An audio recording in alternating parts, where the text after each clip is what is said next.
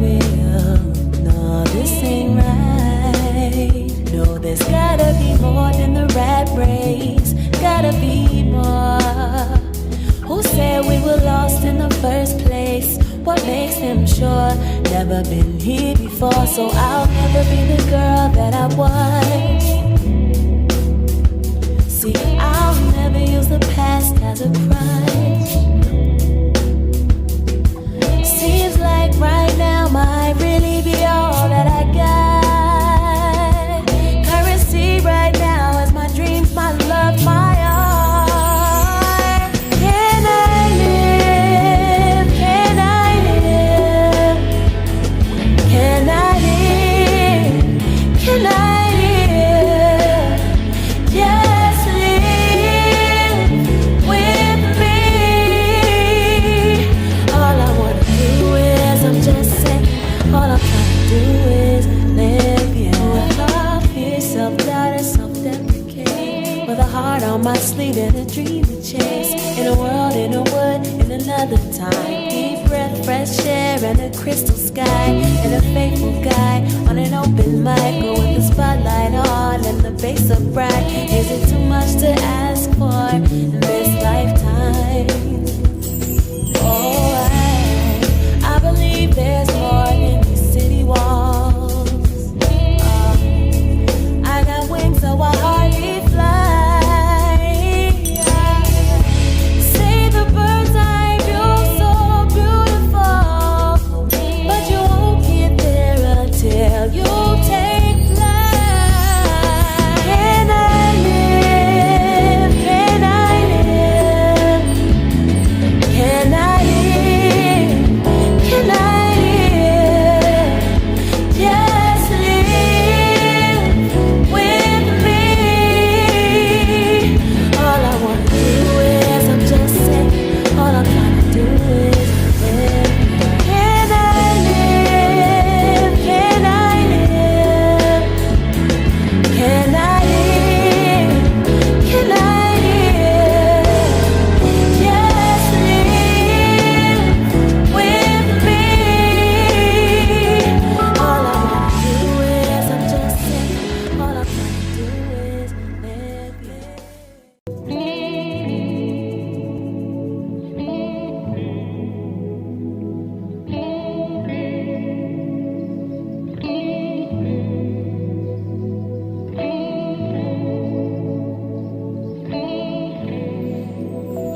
Running round on a treadmill. This ain't life. Turn around like a cartwheel. No, this ain't right. No, there's gotta be more than the rat race. Gotta be more. Who said we were lost in the first place? What makes them sure? Never been here before, so I'll never be the girl that I was. See, I'll never use the past as a crutch.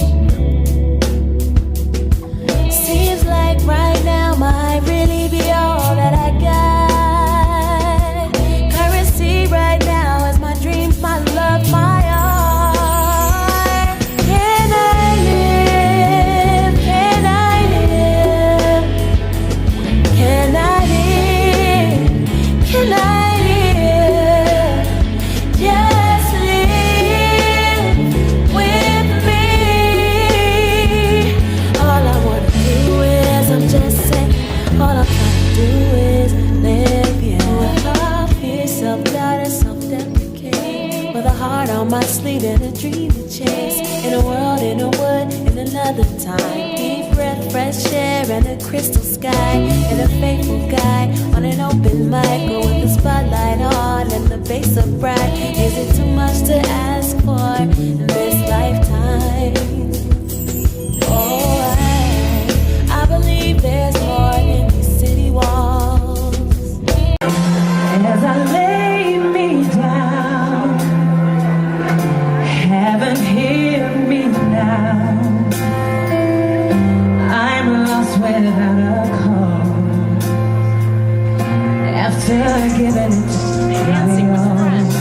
Girl, let me wipe your eyes. Everything gonna be alright. Singing her favorite songs. buying her dream car. She loved life. She loved to be around friends and family. She had it figured out. This is Breonna Taylor, etched in her family's memories. She was the closest thing to me. She was like my sister, my best friend, my cousin, all in one. 26 and full of life, a dedicated EMT with dreams of becoming a nurse, a helper, always there to lend a hand. Say her name! Breonna Taylor! Say her name! Breonna Taylor! Now her name on the lips of so many protesters, continuing across the country seeking justice and police reform, pushing towards a national reckoning on race. Does it make you proud knowing that Breonna is helping literally change the world right now? I knew she was destined for greatness. I hate she had to go through this to prove it. What do you think it will take for you to be able to grieve properly? To know that these officers are going to be charged with a crime, to be held accountable for their actions. What is the crime you think they're guilty of? Murder. Sinking to rise no more, searching for that open door. And every road that I've been taking led to my regret. I don't know if I'm gonna make it. Nothing to do with leave my head. I look to you.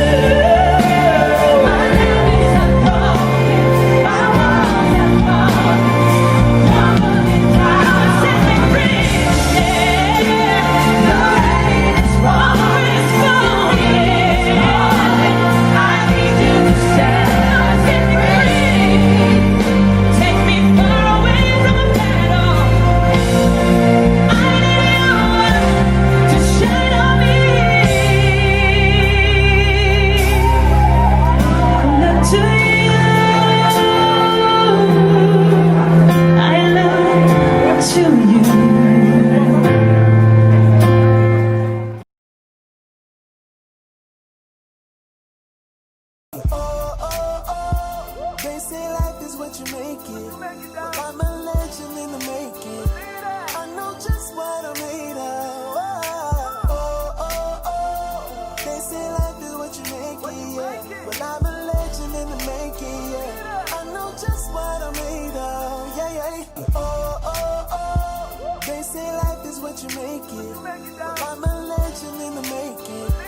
I know just what I'm made of.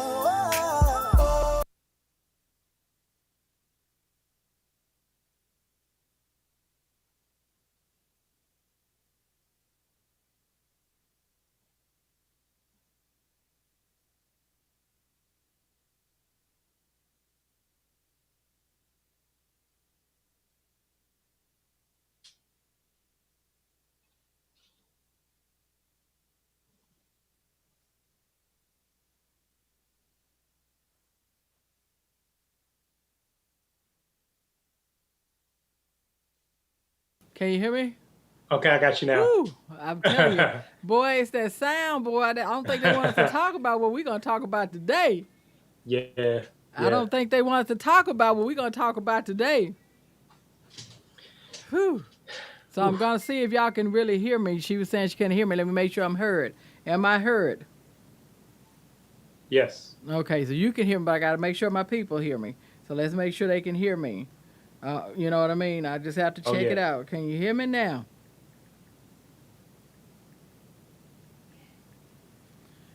Woo, let's get this show started. When you get a yes, that's like church, like an amen.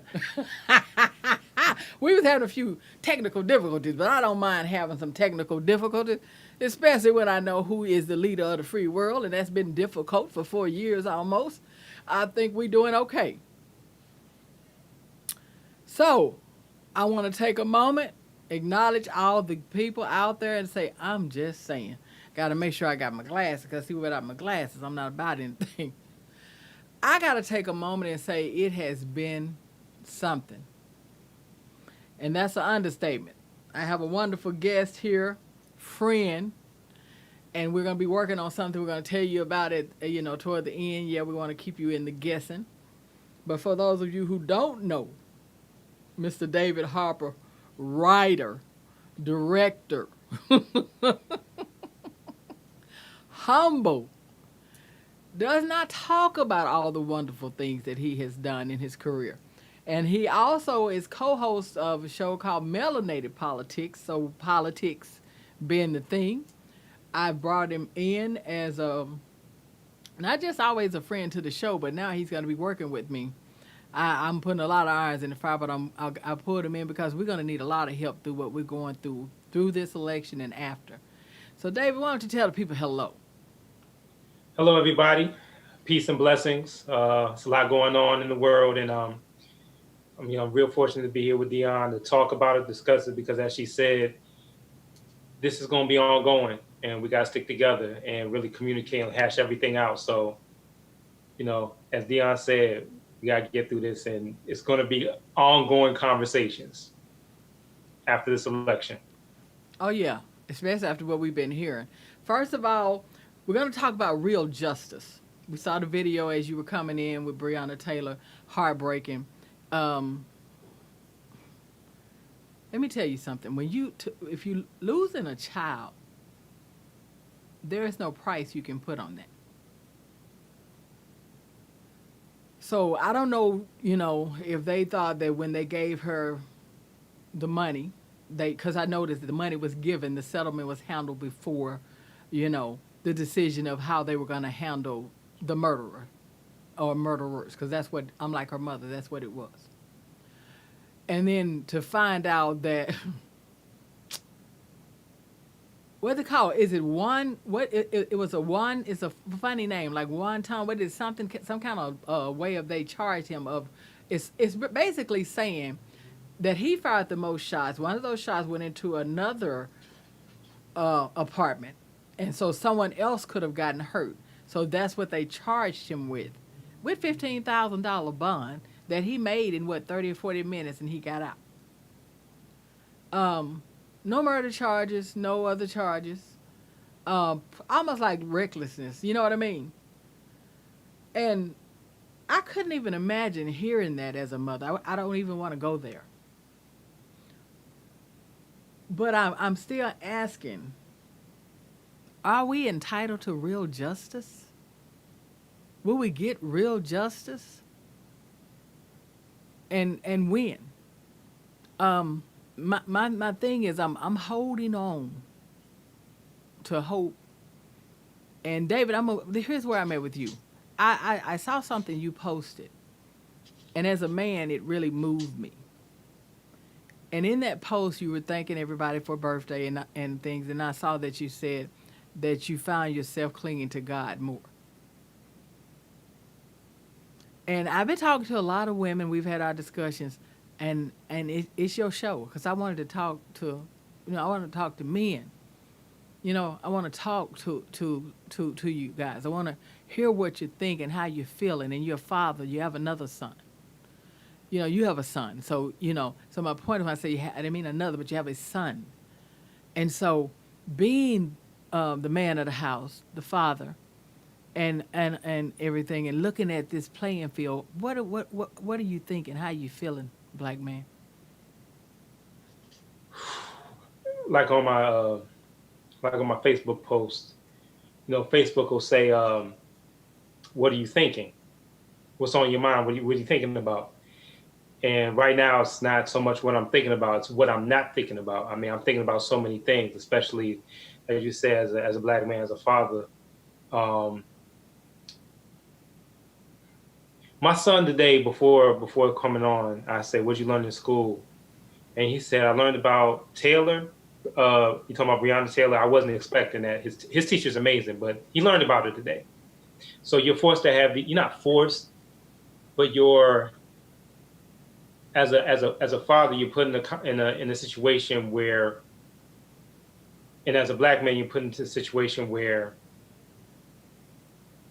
you know the history, you know what America is, like what you said, will we get justice? Before we get justice, we gotta be looked at as human beings first. We haven't crossed that threshold of being looked at as human beings on a full-time basis, not just for entertainment, not just for sports, not just for politics, but just as everyday people. We're not looked at as human beings yet, not by the whole country, no. So as a father, as I tell my son, I tell him first, lean into God, stand up high, walk strong, but be extremely, extremely observant. Extremely observant. You have to watch everything. You have to,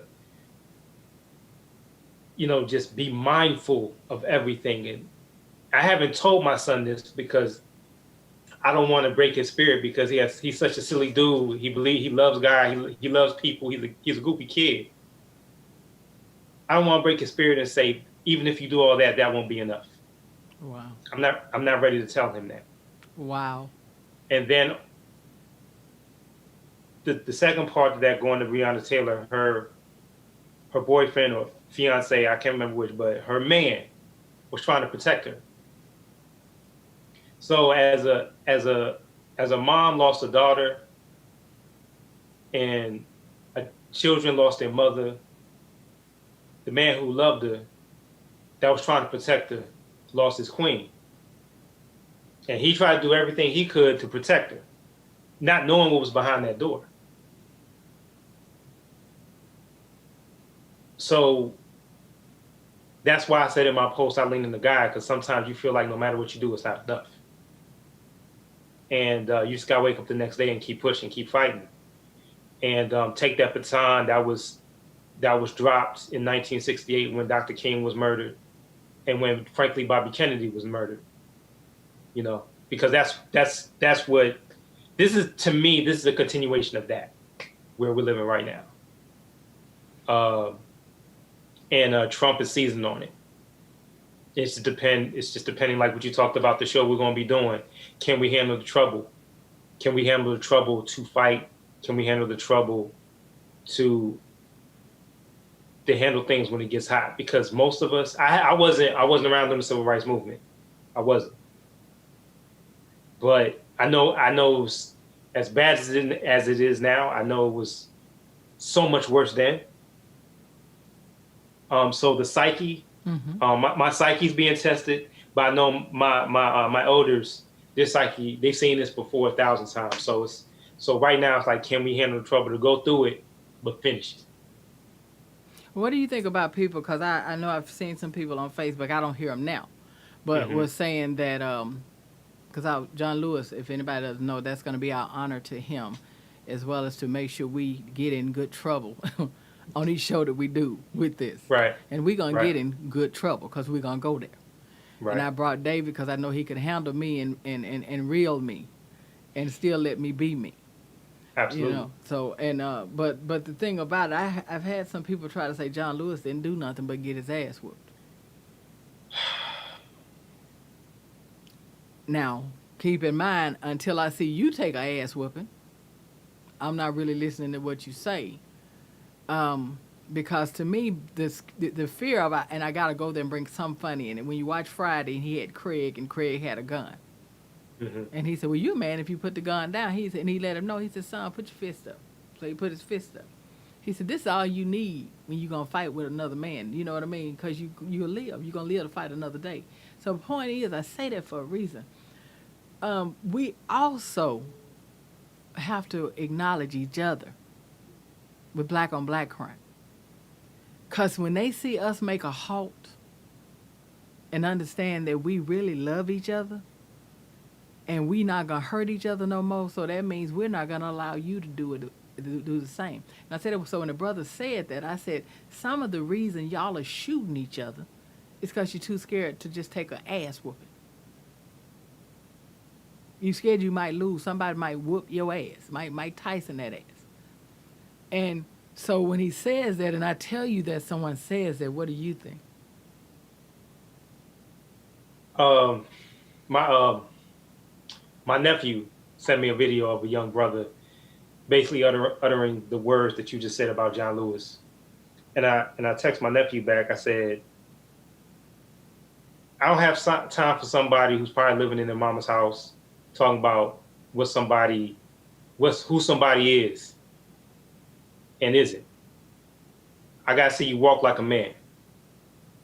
Walking like a man is handling your responsibility, standing for something, not just talking but doing it.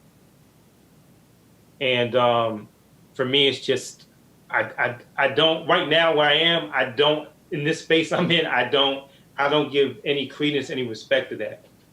Now you can critique John Lewis and say, I wish he would have done this.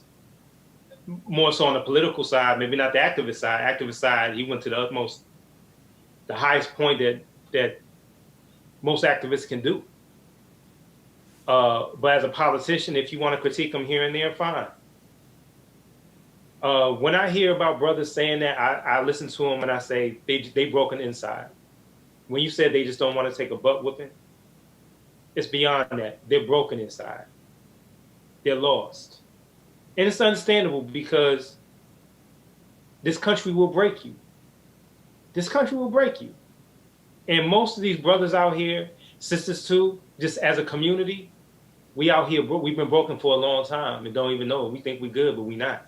Even the ones who are not in the streets, even the ones who work and got 9 to 5, got a home, whatever, they're dealing with a sense of brokenness too.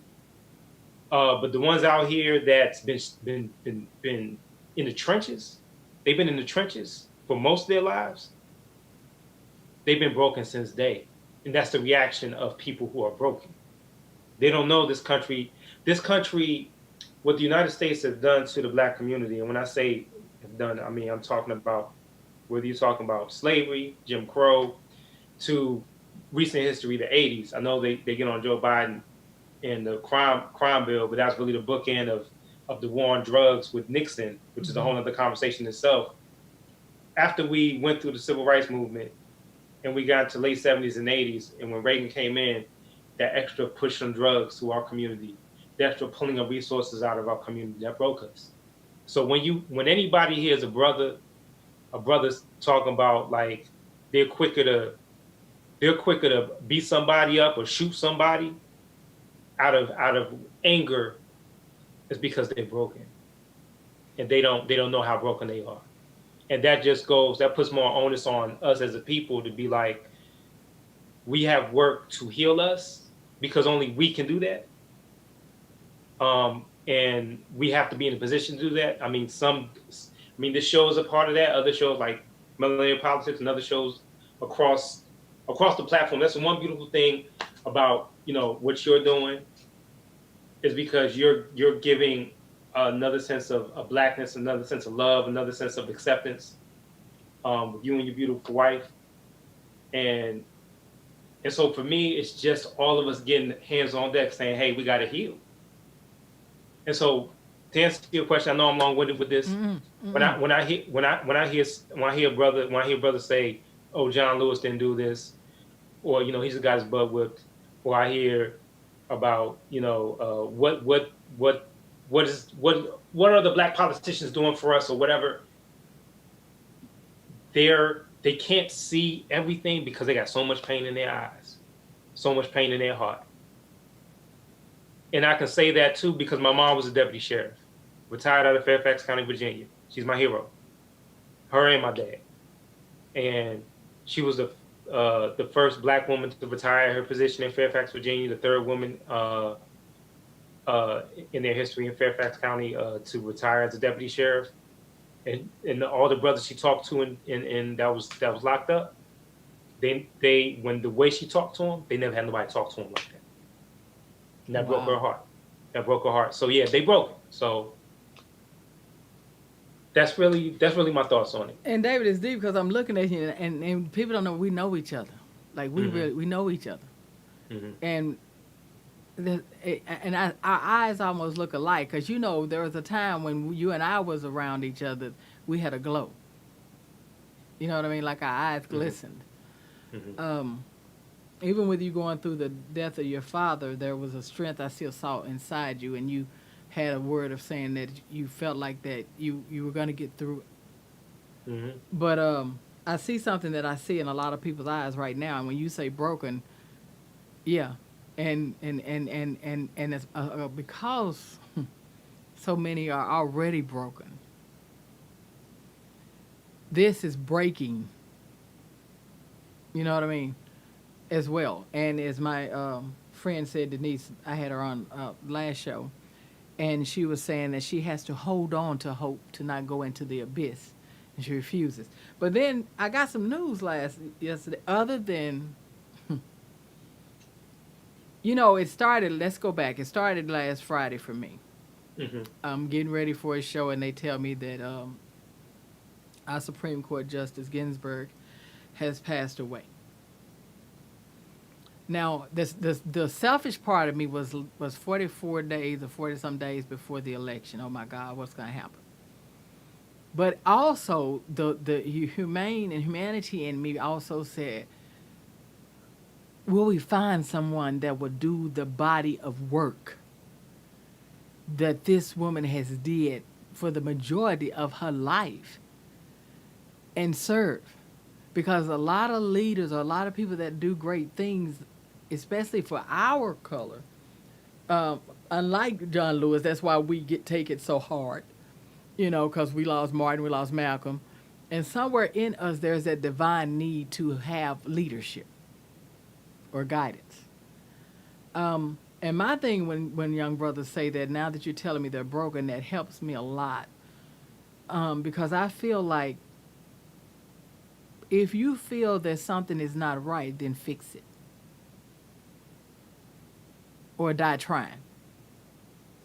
Fix it or die trying. Because talking about how broke it is, or talking about, well, we ain't never going to get nowhere. We had a all hands all deck with you. You were one of them. I had brought all races, creed, men to the table, and it was awesome. And the one thing that we were talking about is, how can we fix what happened and get justice for Breonna Taylor, George Floyd, and so many others, even Emmett Till?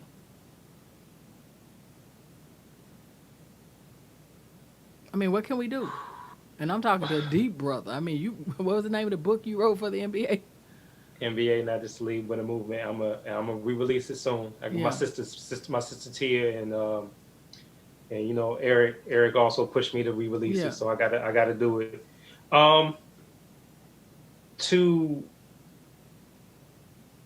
To really change the laws and unearth what's going on right now, it's gonna be hard, because if you're gonna find justice, if we're gonna put in this work to have justice for Breonna Taylor, Eric Garner, Tamir Rice, Emmett Till, the list alone, you're talking about changing the country.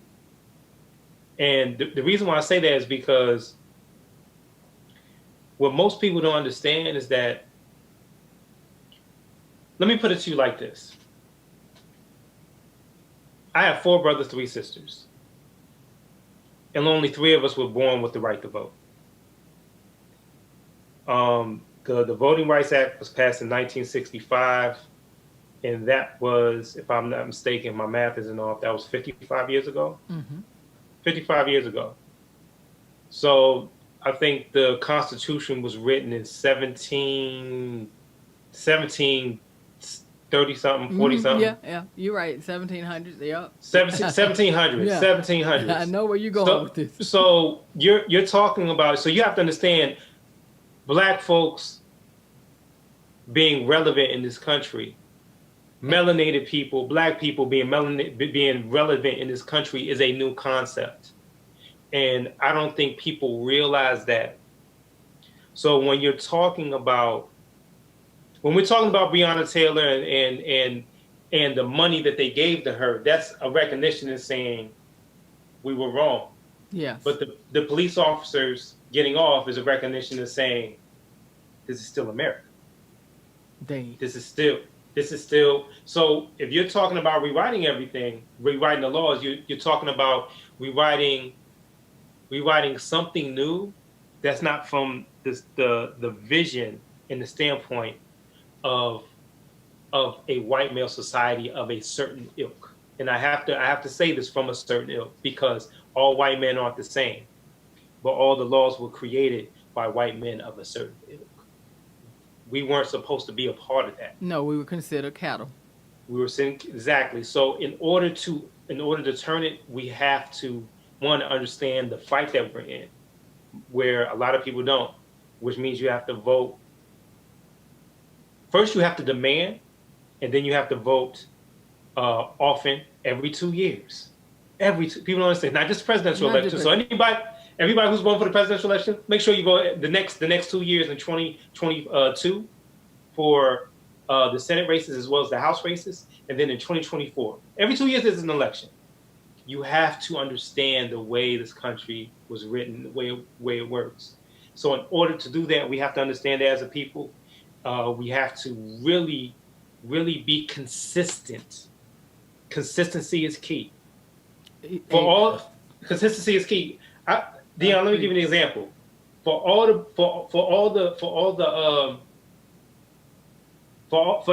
brothers that watched Michael Jordan's Last Dance, that ESPN piece of work, that documentary, that 30 documentary with Michael Jordan, that man was consistent, hardworking, and dedicated to reach the mountaintop.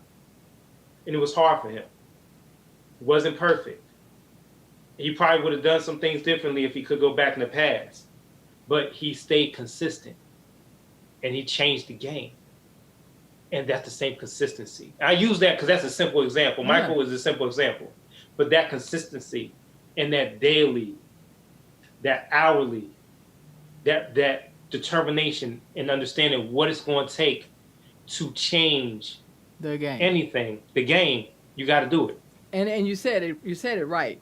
And we as black people have to learn to be consistent. Mm-hmm. And not all of us. And that's the thing. When you hear people talk and we come together to bring knowledge, if that shoe don't fit your foot, don't try it on. If you are consistent and you are voting and you are marching and you are doing the things that you need to do, we're not even talking to you. We're saying thank you. Thank you. Because it's going to take several villages, to fix the situation. And he's telling but you heard what he said. Well, let me also break it down.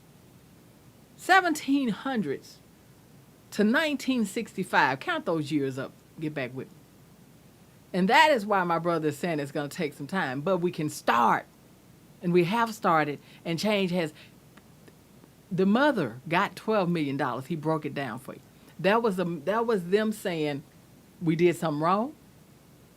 Then that was them coming back when they did what they did with not charging the officers the way they should have been charged. See, they would rather give the money first. And then we're gonna still stand over here and acknowledge the fact that it's sort of like, okay, we're gonna make it happen. We're gonna try to please everybody. And that's a hard thing to do because you're missing the mark. When if that had been, and that's what they don't understand, if they had those officers had kicked in the door and that had been a white woman and her boyfriend, and I don't care what you say, and they were murdered, everything would have been handled straight across the board on a given situation. We go there. It's a whole nother subject we can go on because I still don't understand why they are having trouble charging this young man that went out and shot these two white, young men in the march during the protest. So I don't know if that's one of those things that, remember, like what happens in the 60s. You're trying to help the black people, so we don't care about you right now.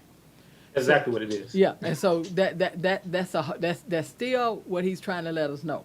Now, but speaking about election, guys, y'all got to get your ass out and vote. I'm real. I'm gonna be raw down in the dirt. That is a dirty, slimy sucker we dealing with, and I'm calling him out every show now. I'm sorry. I don't know what, I want to call him gay. I want to call him all kind of things because the way he obsessed with Barack Obama. But if you're gonna obsess with a man, why don't you pick the best part of that man? Because you obsessed with him, but now.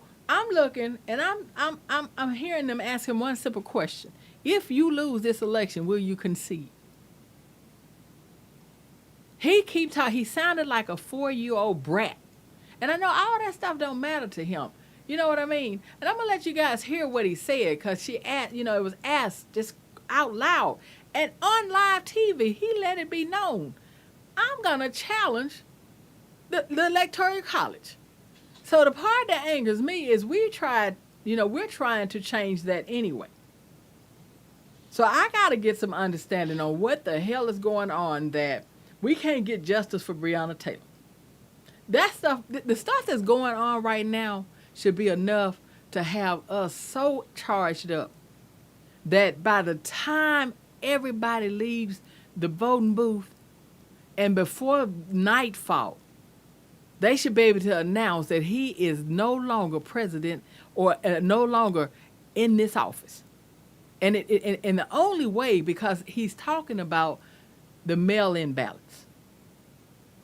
And when someone's doing what he's doing, he's scared. So you got to get your ass out, do what the Queen, Michelle Obama said, get you a sandwich or two, get you your breakfast, your lunch, your dinner. You got to get in that line. You stand in that line. I saw with my own eyes. I even did it. I've stood and waited at Costco's with my mask on. I've stood and waited at the store, Trader Joe's. What I'm saying is, if I can stand and do that, I can stand to get him out of that office. So let me let y'all see the video, and I'm gonna let Dave. We're gonna talk about it because he's telling us he's gonna change. He said he's gonna create his own laws, and I want us to get a plan together of how we're gonna take over and get him out this White House. Because I believe with this, when he talks, I kind of believe what he says, because on this kind of stuff, what I think about this man is this.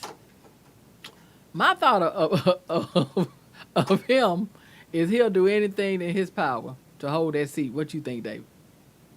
Absolutely. Yeah, he's going to do it. He's going to do everything in his power. Not just him, but the Republicans are going to back him. Mm-hmm. And they're going to go all the way down the mudslide, all the way into the abyss with him. Yeah, they are. Mm-hmm. Whatever he got on him. And watch what he had to say, David. What wouldn't he do? Try to narrow it down. Try to put your finger on it.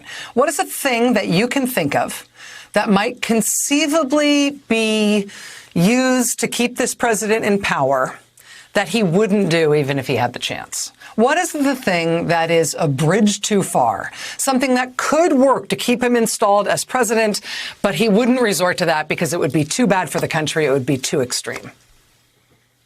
Where do you think the line is? Where do you think his limits are?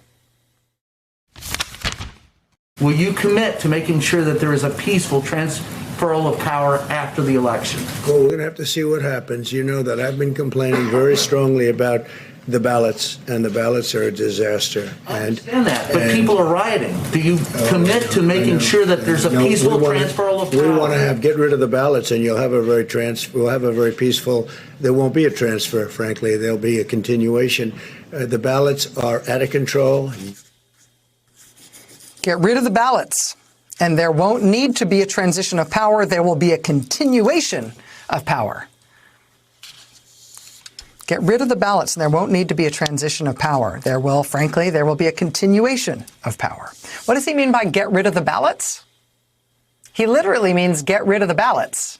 Whatever ballots come in for this supposed election, get rid of them. Make sure they're not counted. I mean, this isn't some inarticulate blurt or neural misfire from the president speaking at the podium at the White House tonight. This is what he is saying consistently now over the last few days. This is what he means. With the unsolicited millions of ballots that they're sending. It's a scam. It's a hoax. Everybody knows that. And the Democrats know it better than anybody else. So you're going to need 9 justices up there. I think it's going to be very important because what they're doing is a hoax with the ballots. What they're doing is a hoax with the ballots. Get rid of the ballots and there won't need to be a transition of power. There will be a continuation of power because with no ballots to tell anybody otherwise, he'll just stay. This is not a hyperbolic interpretation of what the president is saying. This is not him verbally glitching like he sometimes does. These are not idle musings from the president. This is now insistently and repeatedly and consistently from him where we are at now. This scam that the Democrats are pulling, it's a scam. The scam will be before. You do away with the ballots, and that's all he wants us to do. He does, you know, you do away with the ballots, and he can stay in office. Believe him when he says it. So we stuck with him, huh? That's basically. I'm not saying this. I believe better. I'm not going to let him steal our hope and our joy, and I know I believe in us. And it's when our backs are pressed against the wall that we really come out fighting strong. And now what we need and we want everybody to know is get out and vote. And vote like your life depends on it because it does. It truly does. We have not even scratched the surface, which is what's so bad. And then they just put Supreme Court Justice Ginsburg, you know, they're just starting to go, you know, have to, today they had the memorial, I think it was the day they had the memorial. And she had not been dead 24 hours when he was speaking about that seat. Which I've had some people say he was speaking about it before that because they think that they have to let him know, notify him that she's sick or what's been said. So what have we done? You know,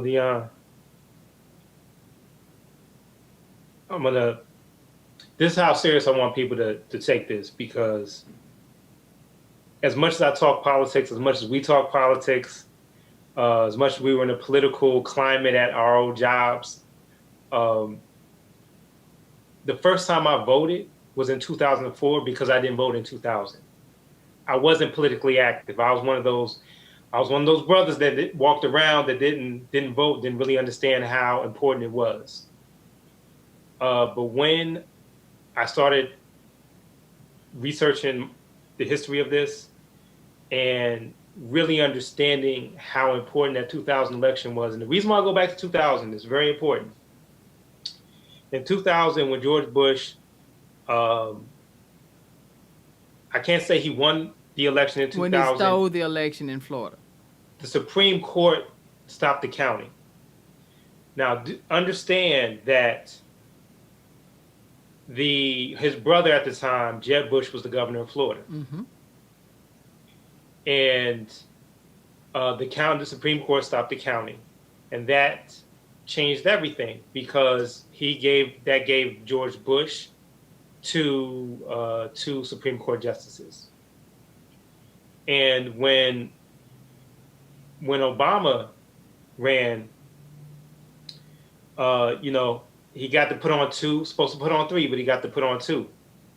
But the reason why I go back to this now where we are with Donald Trump is that Donald Trump, as well as Republicans, understand that this country outnumbers them.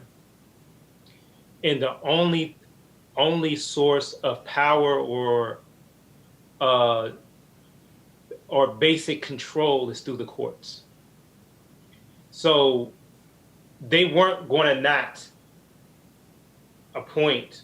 Donald Trump wasn't going to, sit this one out. And Mitch McConnell, as well as especially Lindsey Graham, Mm-hmm. they don't mind being hypocrites because they understand that they are outnumbered. And what again, I go back to what I said before, what we talked about before.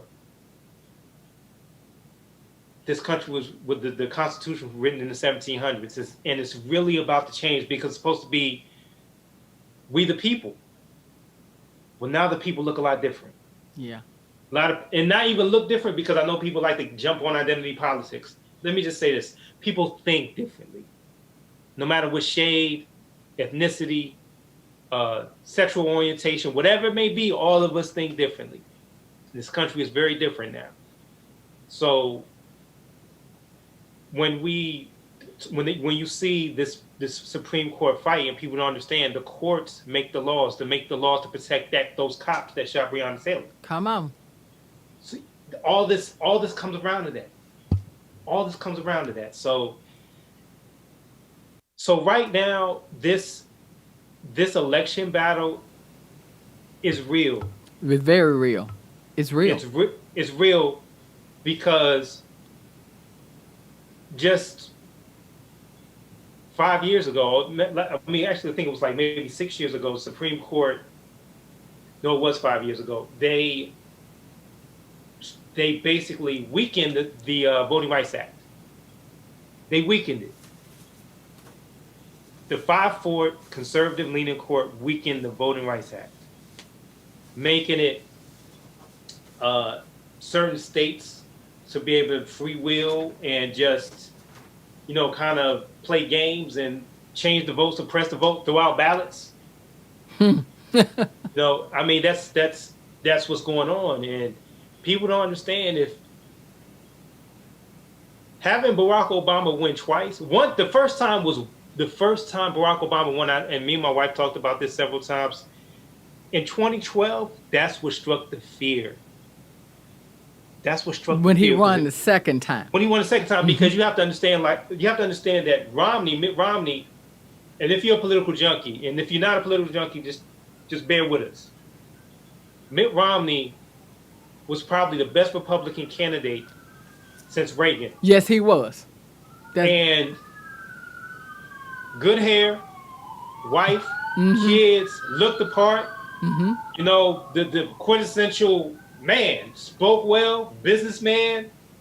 And the thing that tripped me out about that election, what he said, Dion, when he said, "Hey, Barack Obama's not a bad guy.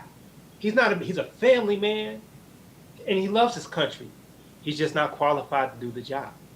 He gave folks an out if you voted the first time. He just nicely, politely put it that way. And then election time came, and it was over by 10:30. That's what I'm saying. And we need that same type of energy. But that was struck the fear to play games and that's when they realized we're outnumbered.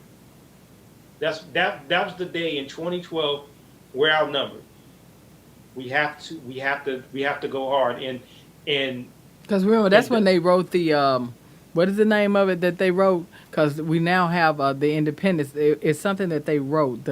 They got together like the Tea Party. Remember that's what they. Yes. Yeah. They wrote the. So you know what? I'm going back to Newt Gingrich contract with America, but no, this is Tea Party. Tea Party had the Tea Party had something else going on because they took over the Republican Party. They set up everything that set it up to make sure that this would happen almost in a way. But what we had happen was backlash, and we still had some middle class women that really didn't want Hillary Clinton to be president. And we had a lot of us sit out. A lot of black folks sat out. Yeah. In Michigan, I was there in Michigan. I was on the ground in Michigan. I can't pull it up right now, man. I want to pull it up so bad. I'll because I put it up every show, and it's on my IGS Nation page. Detroit alone, in Florida. I mean, when you look at what he won by, if just half of the people in Miami it was almost a 500,000. It was 500,000 people. He won by I think 200 and some thousand. So if 300 of them had showed up. And in Michigan, it's the same thing. Wisconsin, same thing. Milwaukee, Same thing. One of them, he won like 11,000, 250-some thousand people didn't even vote. These are blacks. And so I definitely saw a show, a podcast called Single Moms, and they were saying Detroit does vote, and I believe that. Oh, they do. They voted. They do vote. When Because this was in Detroit where they were short, and I just think that the fence that, like with Justice Supreme Court Justice Ginsburg, I want them to go ahead and vote. Let that vote happen so people can see who they really are, who's doing what, who's placing the vote, everything. Because see, for me, I'm holding on to the belief that a friend to the show said, that, you know, when you, like she prunes her plants and cuts away. Well, of course, you've lost some of that plant, but every time she goes back, it's grown prettier. So I'm hoping that out of all this, you know, dismay we see and what we're feeling, that I know that there's a light there on the other side. We just got to get to it. And that the people that were on the fence, see, you got a lot of middle-class white America and this young generation that don't want you to tell them what to do with their bodies.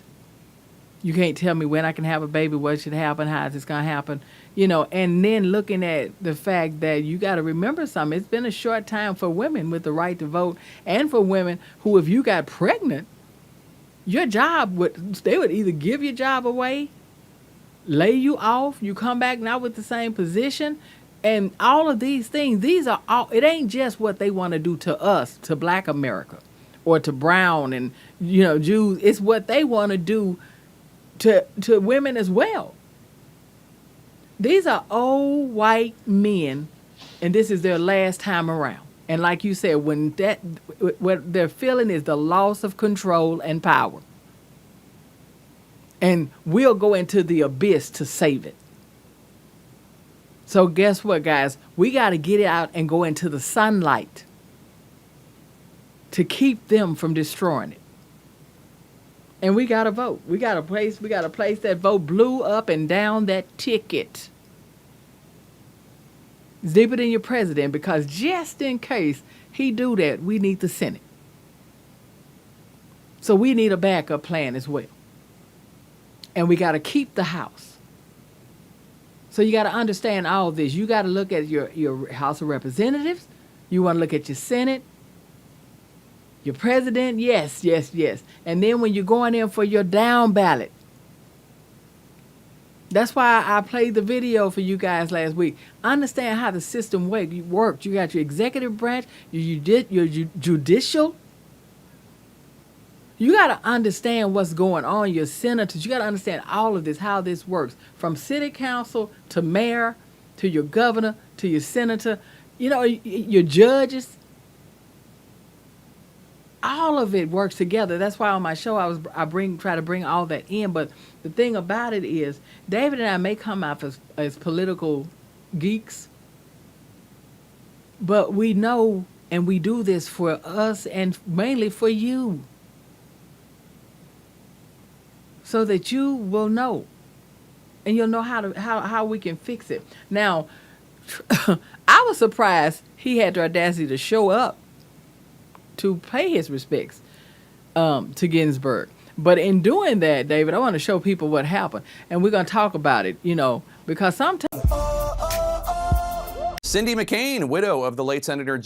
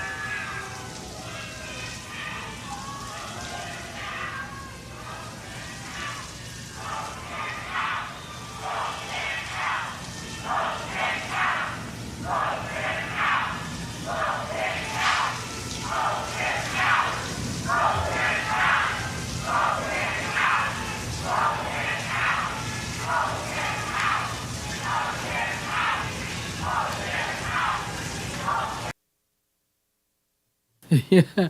See now, he paid respect. You see that, but standing there, the people out there, they're screaming, "Vote him out and lock him up! Vote him out!" And you could Yeah. tell under that he was. I could, if I was able to just be him for a minute, I bet he was like, "I hate them all." But it's funny. He's very sensitive. He's very sensitive. But think about it. It's funny how history repeats itself, though. That's why I do believe in karma. Are you listening to what they were shouting? Oh yeah. And think about what he was doing during the 2016. Lock her up. Lock her up. Let me ask you this though, with seeing the video and with everything that we know, with when it comes down to Joe Biden and Kamala Harris, how did you feel when you found out he had picked Kamala? I felt like it was the smartest move he could make in the situation. I think that there's so many emotions right now, politically. Let's rewind a little bit. Let me put my brakes. Let me rewind. During the Democratic primary, the Democrats were going back and forth, and you had the wings of the party flapping all around, whether it's progressive, centrist, the conservative wing, and then again you had folks talking about him picking a woman, him picking a black woman. Should it be a person of color? Him and Bernie were at the top. I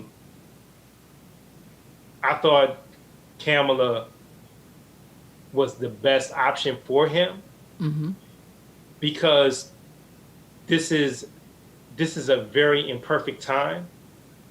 This time is probably one of the ugliest times in recent history, in the sense of where we are as a nation. And she covers him from a lot of perspectives. He covers her from a lot of perspectives.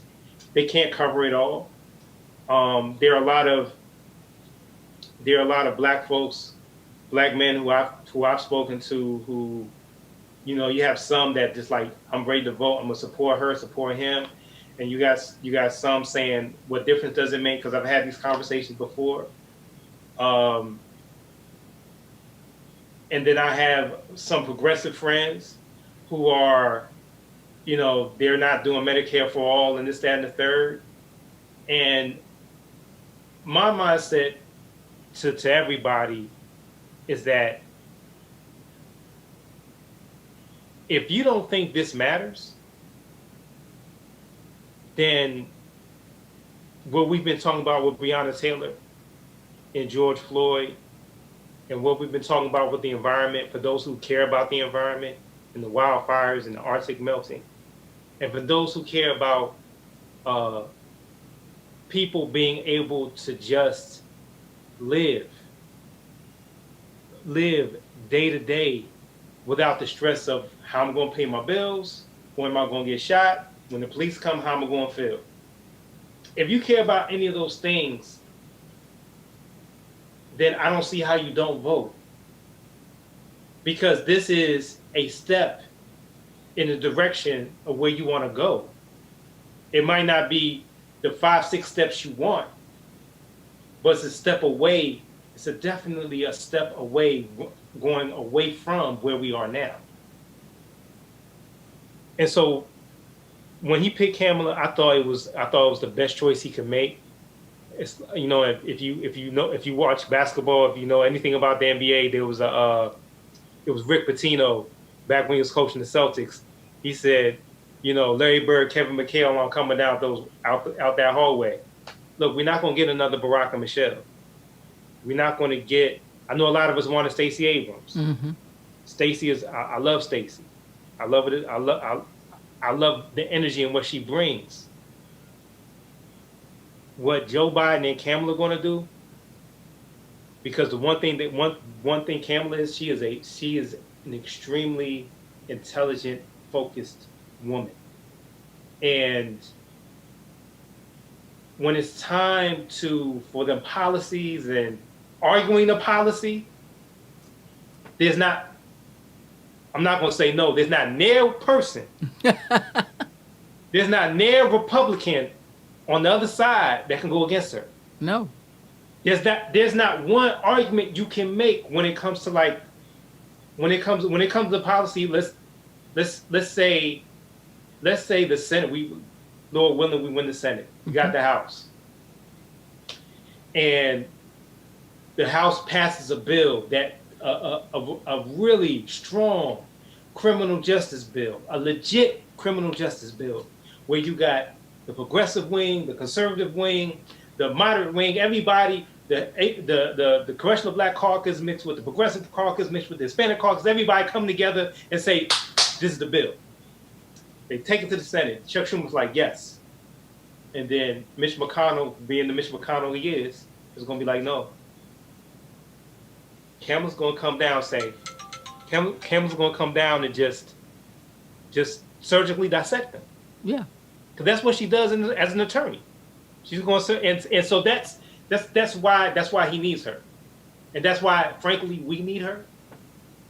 Because this fight that's in front of us is going to be ongoing. She's young. She has energy.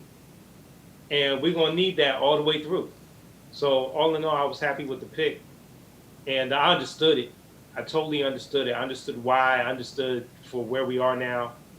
And you know, there's so many things on the table right now. First and foremost, we have to remove him, remove the Republicans from power.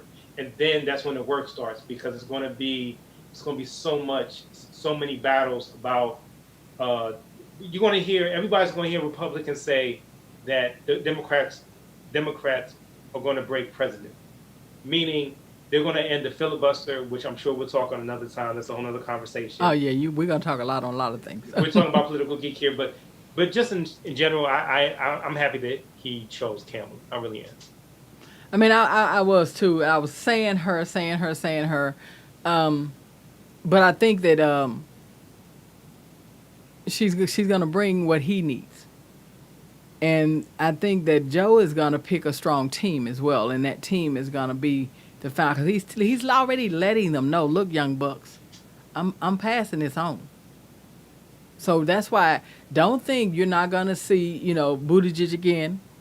Or Beto O'Rourke, you know what I mean? You're gonna see Bernie, Elizabeth. He said something for each one of them.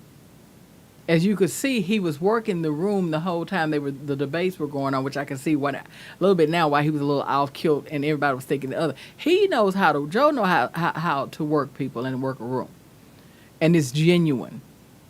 It's genuine, and I kind of saw that in the first place. I can't wait for the debate. I'm ready for that debate. Now, the real debate that I'm waiting on with popcorn and a glass of wine is Kamala and Pence. Now, I want you to tell me if I'm right, because I think she's going to take him to trial. The Kamala Pence debate, I know, and I've heard this a lot, and it's not that I don't think it's going to happen. I do feel like she's going to take him to task, but I think she's going to tread a fine line of letting him know who he's in the room with and winning the debate, but not totally emasculating him. Because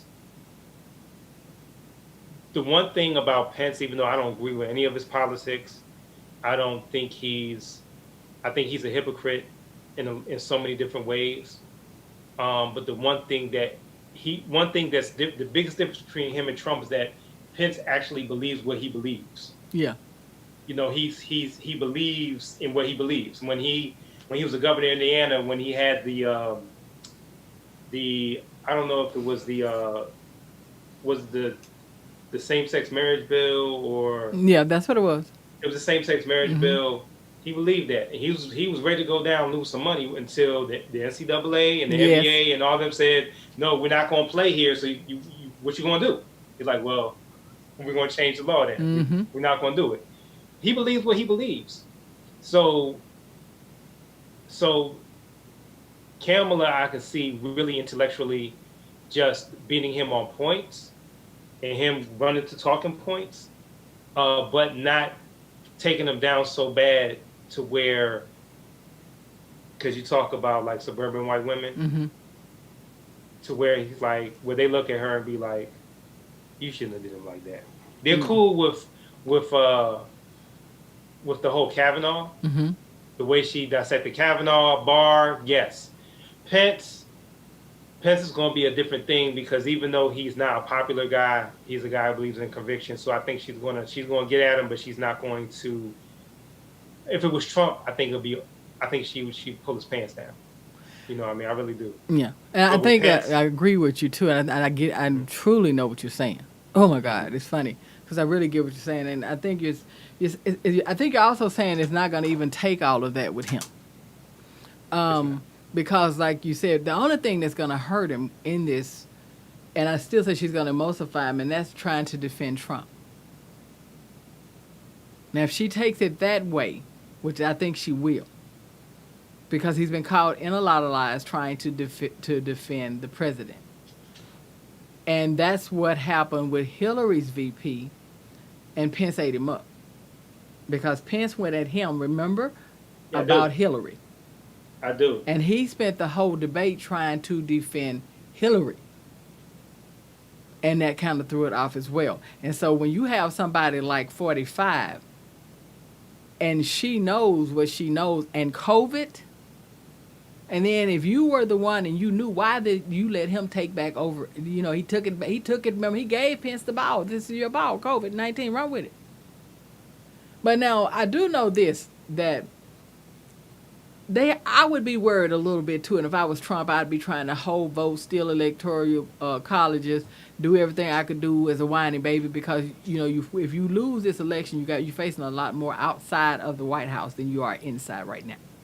And when you have John McCain's wife come out, who a lot of middle class white women respect, let's see what she did. You've been a big fan of Cuomo and the shutdown in New York. Cindy McCain, widow of the late Senator John McCain, is now backing Biden. Her endorsement comes 12 years after her husband was the Republican nominee for president. But now Mrs. McCain is rebuking the Republican Party's nominee, President Trump. She joins us now. Cindy, thanks so much for joining us. I appreciate it.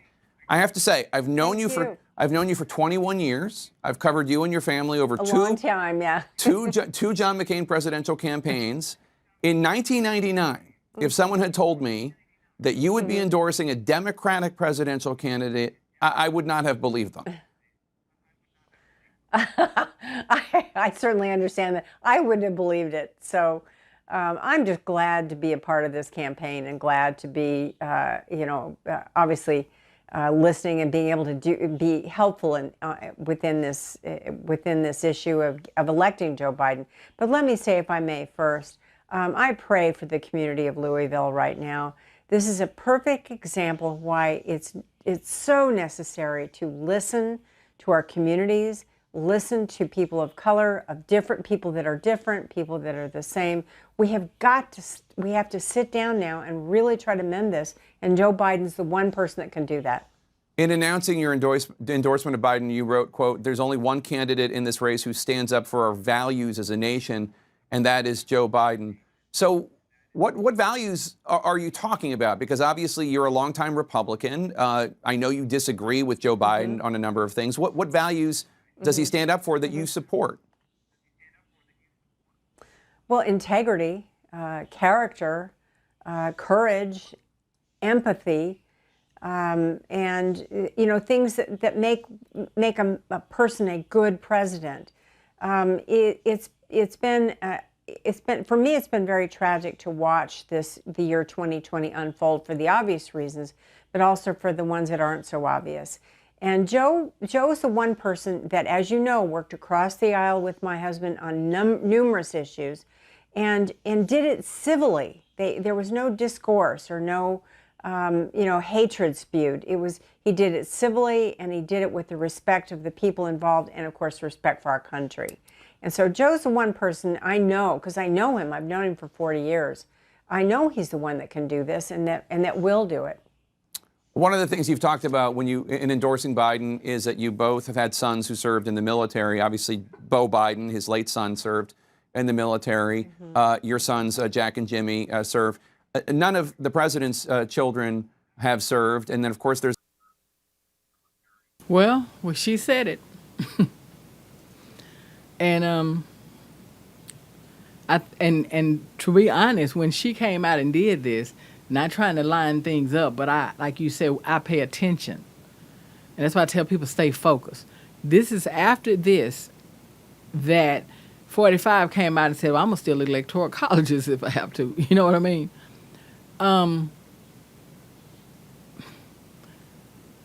This is going to be an election of all times. This man has broken rules and done things. And yet, here we are.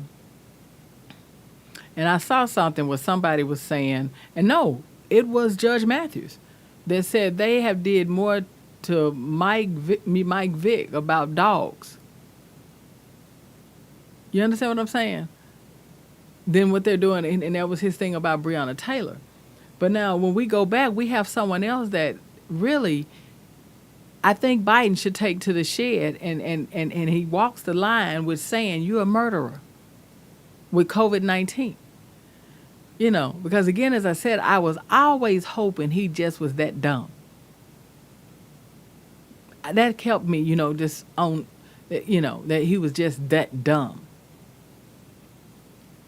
Because when I found out that you knew about the lives and you knew what it could do and you knew how it would affect people, and you still are doing nothing, and now you don't even mention it. It's not even a mention. He's already walking that herd immunity thing. He calls it mentality. He's so lost. But the thing about it is, Dr. Fauci is tired of, he's getting fed up. But my thing about it is, I think this is going to come back and bite him. What do you think, Dave? I think he knows that's going to come back and bite him. I don't think it's just him. I think most Republicans, a good portion of Republicans, know that it's going to come back and bite them.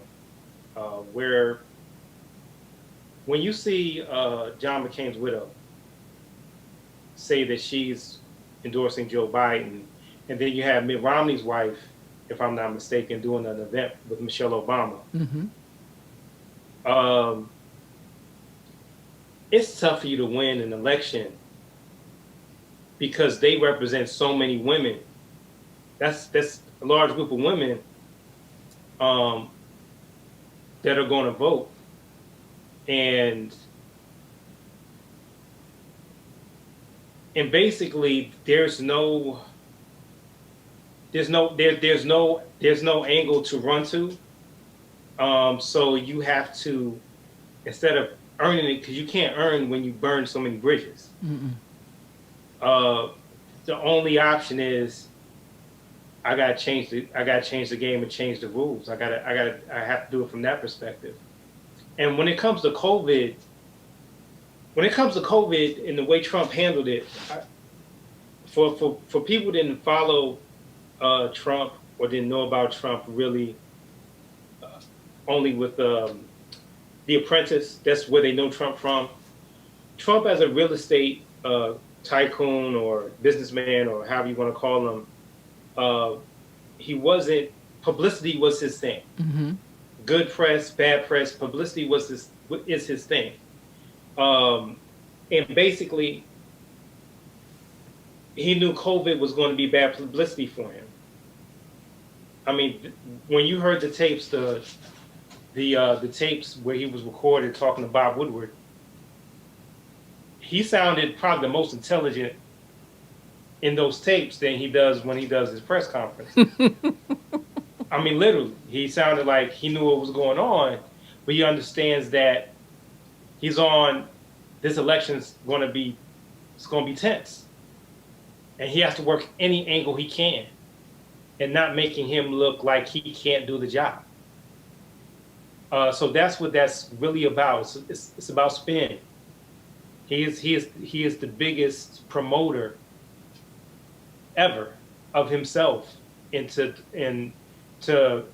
trying to make a bad situation good, but making it worse.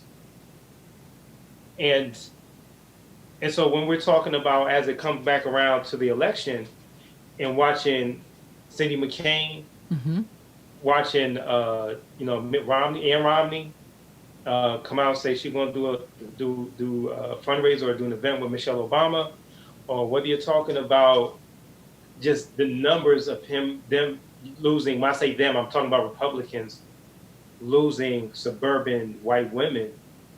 The writing's kind of on the wall. I saw Lindsey Graham on Sean Hannity's show talking about he's in a fight in South Carolina. He is. He's in a fight. Harris is tied with him.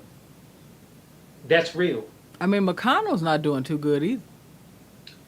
McConnell's not doing too good, but I think Kentucky is a different animal altogether. That the Appalachia mountain area is a different from West Virginia to Kentucky. That's a different.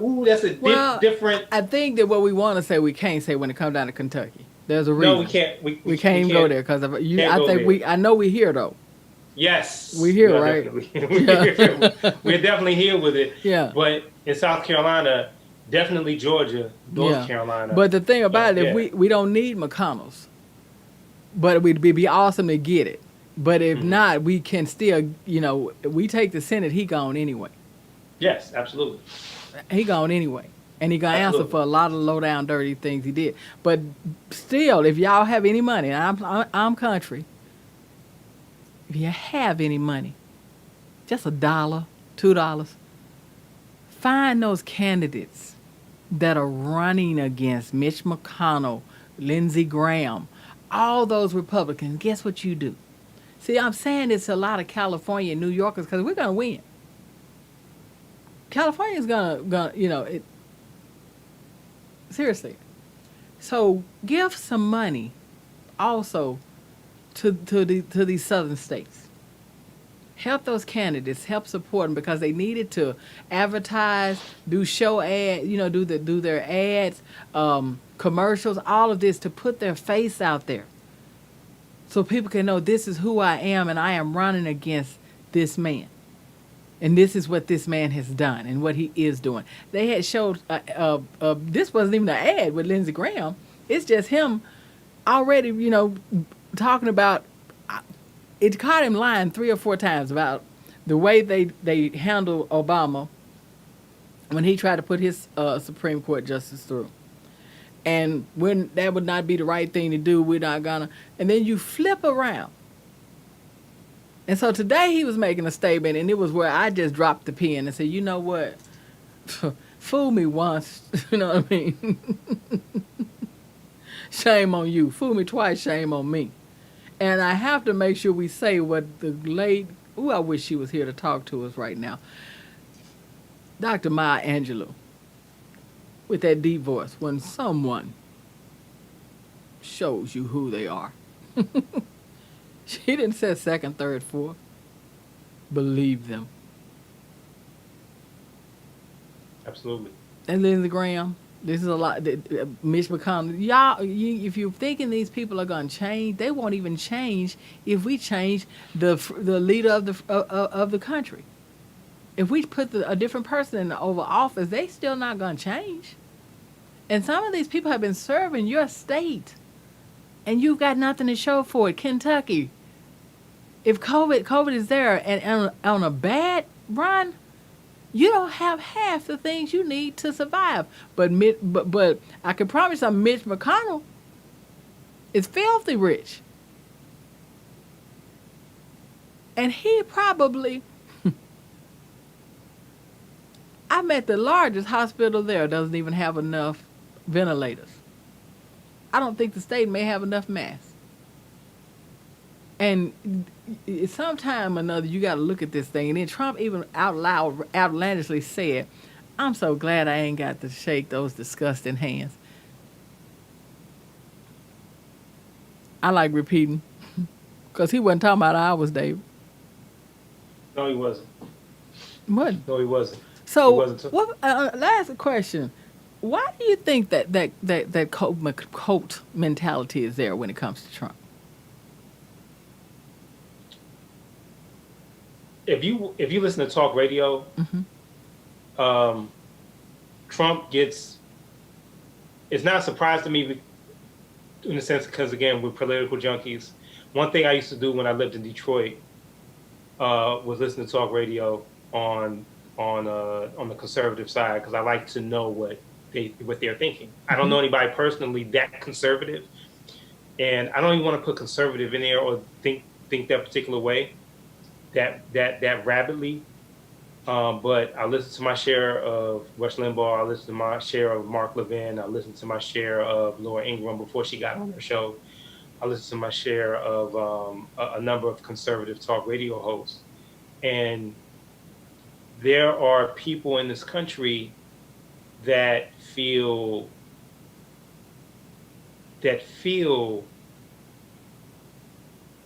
what Trump is doing is best for America. And when I say that, they can be secular in the sense that don't believe in God, but still believe Trump is doing what's best in America because they don't like the way direction America is going in. They can talk about free market all they want. They can talk about freedom to have their guns. They can talk about protection when it comes to police. But really what it comes to is that this country changed immensely after 1965 because it gave a larger group of people a stake in the country. And ever since then, everything's been turned up differently. So when he said make America great again, they were ready. They were beyond. They tried to push Mitt Romney in that direction. Mitt Romney was not ready for that. Mitt Romney didn't want to go in that direction. I remember they brought out Meatloaf during one of his campaign rallies, and it was getting to a point where Mitt Romney even looked uncomfortable. I remember this vividly. Just like when John McCain, when he was going against Barack, and that woman said he's a Muslim, and well, hey, slow down. No, he's not. So this has been on set coming. So this has been on set coming. It's just the moderate Republican Party had a lid on it. Trump blew it up, and it's like the poll that was taken saying most of Republican voters are Team Trump, not Team Republican, because they're feeling that, and so that's why I can't say it's necessarily a cult. It's a belief, and that belief has been there before Trump was there. It's just I've been watching it. That's me because that's what I do. But it's been there. Just go back. Even go back with Pat Roberts back in the day. Pat Buchanan. Excuse me, Pat Buchanan. Back in the day when he was running, Pat Buchanan. It's been there. But so you saying it was a sleeping dog, or they really poked the bear? It was a sleeping dog. I don't want to say sleeping dog. It was a dog that was barking behind the gate for the longest time. Okay. And you had all these people saying, you can bark, but you're going to stay behind that gate. That's the Republican Party. You can bark, you can stay behind that gate. And you have Republicans constantly say, oh, yeah, they're barking, but it's only a few barks. It's only a few people.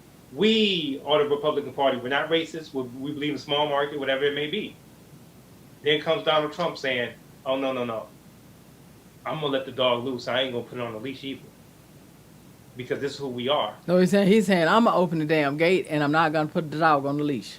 I'm going to open the gate. I'm going to let it. That's why he said, and that's why they feel so many Trump supporters feel so emboldened. Perfect example, Charlottesville, when he said there are fine people on both sides. That right there. But this is even before Charlottesville, with the exonerated 5, when he put out that ad in the New York Post, and saying that hey, they should be, I don't know, going back to jail, sent the court on, sent the jail on death row, whatever he said to put them innocent brothers back in jail.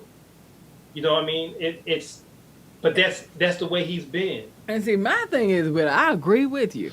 I just feel like he didn't, because when I hear Cohen, I believe Cohen when he said Trump was running to build a brand. He was not trying to become president. I believe that because I could see in his face that shock. Like, these fools elected me. So I think Trump was the dumb kid that came by picking and playing and accidentally, you know how the gate has a hinge on it?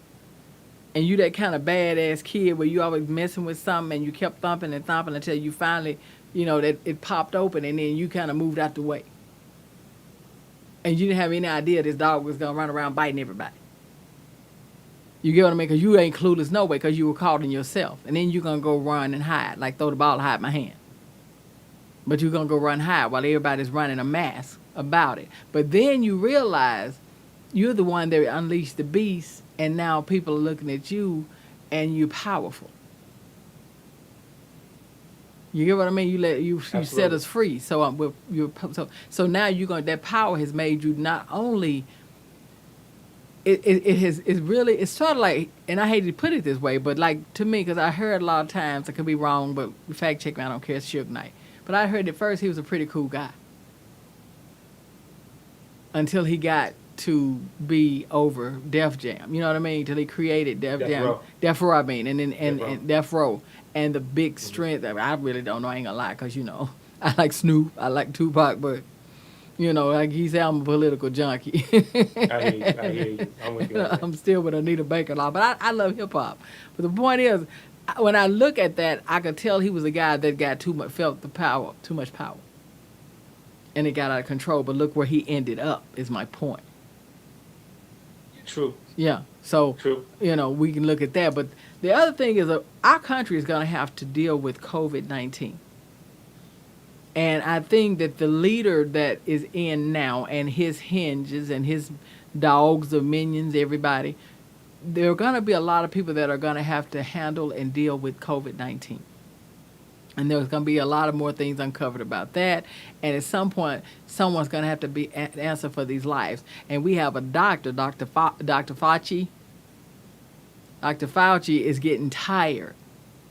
And he's getting tired of coming before these same dumbasses, answering the same questions over and over. And the way I saw he had got tired, you know what I mean, was I happened to be sitting back watching one day during the hearings. And I was noticing, I'm like, what's with Fauci? Look like somebody done got, he normally was, how he came out? Like the little nerd that had to go up before someone and talk, and he was rigid and frigid. He knew his stuff, but it's like, you're forcing me up front though, just let me go back here and do my work. And I think that being someone who took the oath and someone that knows what he knows, and he knows it, and to see this and to think all we got to do is take the dumb one out, tape him up, put a leader up there to say, wear your mask. No matter where you go, what you do, you're mandated to wear this mask for 90 days. You get what I mean? Mm-hmm. And the thing about this is, he's watched someone take something that could have been controlled and has been out of control.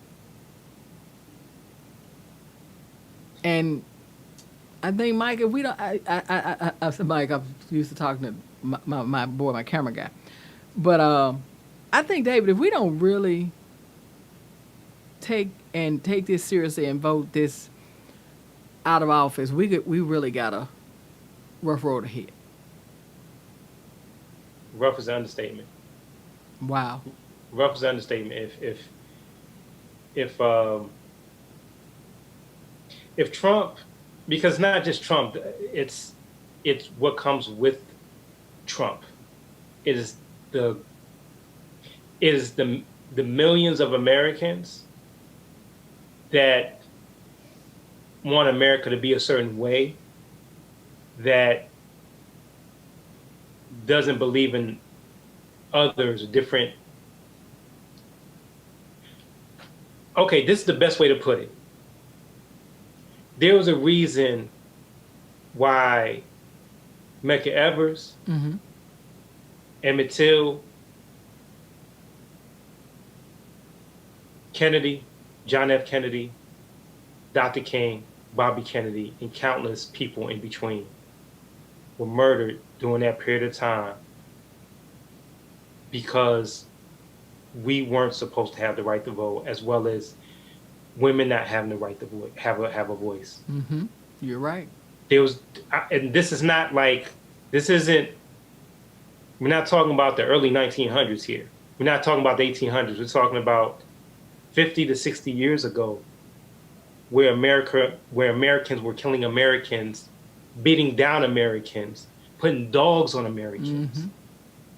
So we have to get out of the mindset like America's been this incredible country that's accepted everybody. It's been a dynamic country in the sense of, hey, we came from here to, like, bring me your tired, your poor, your humble masses.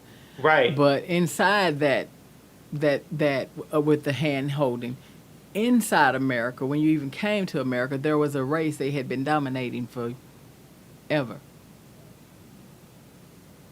And even the people that came, a lot of people that came into, let's not bite it. A lot of people that came into that, because you got to remember, Italians had words for us and treated us certain ways. And, you know, but it was all based on the way America treated us and said we were. And they came in to got in and tried to fit in.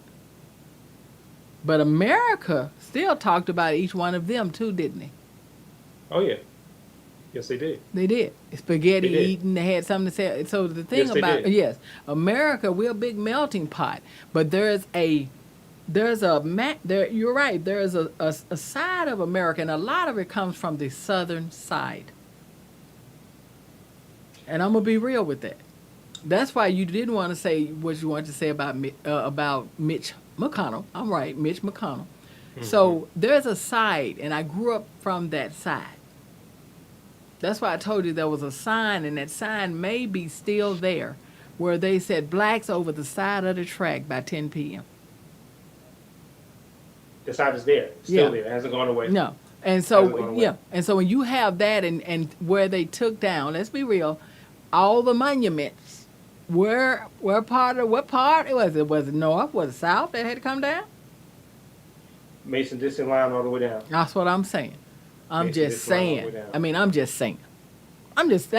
Can we say, David? Is it all right, Harv? Because we said, can we handle the good trouble? Can we handle the trouble? So can we handle the trouble? Yeah, because in order to start in order to have trouble, we gotta be ready to start good trouble though. Good trouble. Absolutely. Yeah, and this trouble is real, and that's the part that northern, eastern, you understand what I'm saying? Westerners. And in that melting pot, people have come from that side over to this side, and this side, and that side, because we migrate. And that's why, like Eddie Glaude said, this is who we are. And this is what we are. Because in that migration, John left when he graduated. He went to school, he went to college. He didn't want to go back and be a farmer.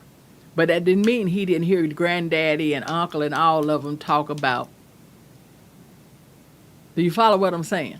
Absolutely. So some of that was still kind of in them. So that's why we had the 14-year-old that I showed that was telling her mom, this is wrong. Right. Because the generations, and that's the fear. You just said it. That they have. That's the fear. That's now. That's real. Mm-hmm. Is that Trump is holding on and he's riding with that fear. He's saying, I know you're afraid. Let's go. Let's do this. And we're going to do it by hook and crook. Yeah. I know you won't. That's what if not, and we'll say, if not, your granddaughter will be married to one of them. Your grandson will be married to one of them. Yes. Then guess what? That's it. That's it. And that's the thing that we have to understand. But now with COVID, I was so proud of that Dr. Fauci finally. Mm-hmm. Now I'm just happy that he finally got his bearings, and that he realized you are the man with the brain. And you are the one that knows right from wrong as far as what this virus can and can't do to the extent of what we know about it. Mm-hmm. And how are they going to try to put words in your mouth? Let's see what he was saying.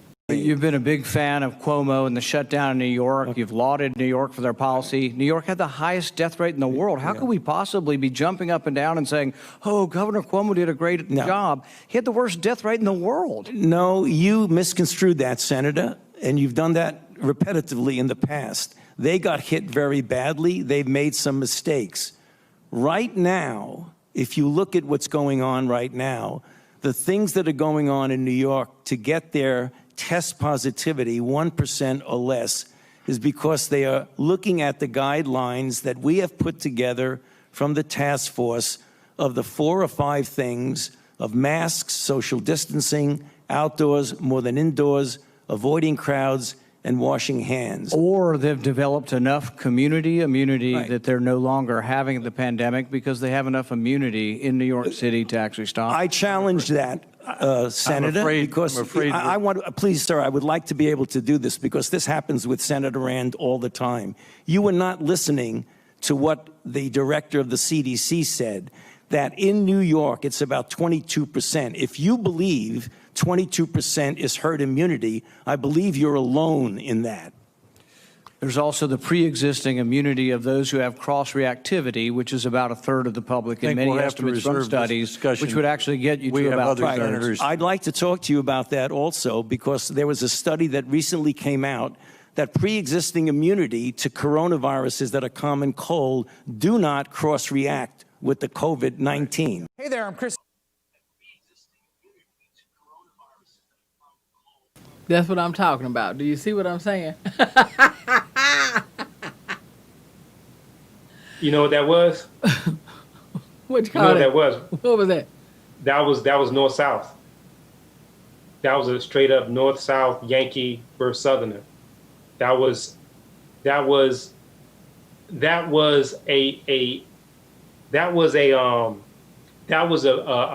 a microcosm of a Civil War mindset. And I don't want to generalize, because you from the South, I got family from the South, but you know what kind of South I'm talking about. Mm-hmm. I know. You know what kind of South I'm talking about. That was an intelligent, well-schooled, thoughtful, meticulous thinker telling someone why they're wrong. And Rand Paul usually is on the other side of that, just kind of overpowering people in some ways. But it's like, come on, man. Dr. Fauci just said, listen, you do this all the time, and I don't say anything. I just watch you do this. And this is what I'm going to tell you why. I'm going to tell you in front of everybody and show you in front of everybody why you're wrong. And he didn't have anything for him. He didn't have anything for him. That's deep. It just, but to me, that's what I saw. I saw the I saw Confederacy. And it's funny you said that, because I have a lot of people thinking that we're going to end up in a civil war again. You know, Dion, Civil War never ended. It just changed. Wow, that's deep. It never ended. It just changed. I was telling my wife, this never ended. It just changed. There's places where it won, but it changed. And when I say it changed, and I know I can be long-winded with this, and I'll just finish with this. I keep going back to 1965. In 1965, when the Voting Rights Act was passed, Lyndon Baines Johnson, Dr. King got it done. They asked Lyndon Baines Johnson if he was going to run again. Lyndon Baines Johnson said, I'm not going to run again. Dr. King went from voting rights to finances for the Black community. He went to what we need to rebuild through this whole thing of what, in so many words, what is owed to us in a lot of ways. And Bobby Kennedy was there, and Bobby Kennedy, you know, hey, I'm gonna be at the hip with Dr. King with a lot of different things. You know, that was gonna be the go-to. Country was going to change. And first it was Dr. King that died, that was murdered it was April, right? I think it was April. He was married in May. I think it was murdered in May, but I could be in May. It was May, and then Bobby Kennedy in June. Mm-hmm. And so So you have to understand that after that, really quick, after this is my No, whole you're point. right. You missed one because they had Malcolm. They hit Malcolm first. They hit Malcolm first. Yeah, They hit 'cause Malcolm remember first him and because Martin Malcolm had- and Doc that was that They was had it. that meeting, and They had nobody that meeting. knew. Okay, that's enough. Black folks getting together for real. Yeah. They're not gonna be like they getting together. Yeah, because when can't have that. Malcolm met with Martin, and nobody knew what they met about. Yeah. And then after that meeting, there was a show of a connection there of togetherness. Yep. Yeah. And so soon after that, and this is what the audience has to understand. After that, that's when the war on drugs started with Nixon, and that's when you really saw the policies as far as like criminal justice policies started. And just to be clear, I know there's so many people saying, how can you vote for Biden? He wrote the crime bill. He's an architect, blah, blah, blah. I understand that, but what they don't understand, that was always baked in the cake. You wasn't going to win. You wasn't going to win an election unless you could show very fearful white people that, hey, I'm going to lock up some black people. Okay, but the thing about that is, and I'm not defending Biden, and he may have been the creator or the writer of that. Again, Bill Clinton was in office when this crime bill came about. This is why Clyburn stepped up, Reverend, and said, I'm going to speak out. And I can be fact-checked. He can call me. I want to talk to him anyway. But those black ministers went to them. Absolutely. Went to Bill and said, and you got to remember something. This is what our black people have to remember. The bill is called Crime Bill. Crime bill. Crime bill. Now, I would have a problem if it was just a black bill. Meaning we're going to do whatever we can to black folks. The thing about this was they had no problem with y'all killing each other. Think about it. You were doing them a favor. You were doing them a favor, so why would they stop you?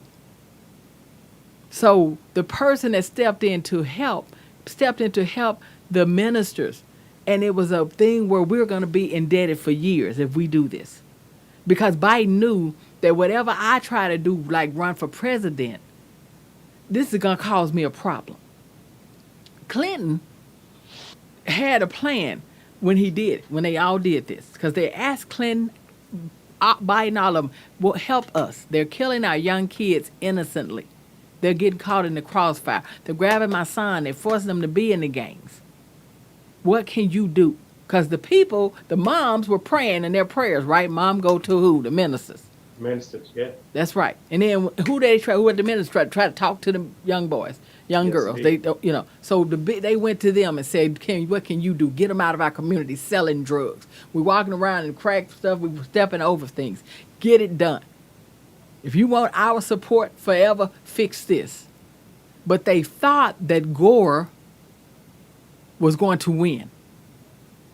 The bill was just like this bill Barack did with the Affordable Health Care Act. Well, yeah, you just said it. I'm glad you said that. It's just, come on, they should have got us together, because but the bill was just like that.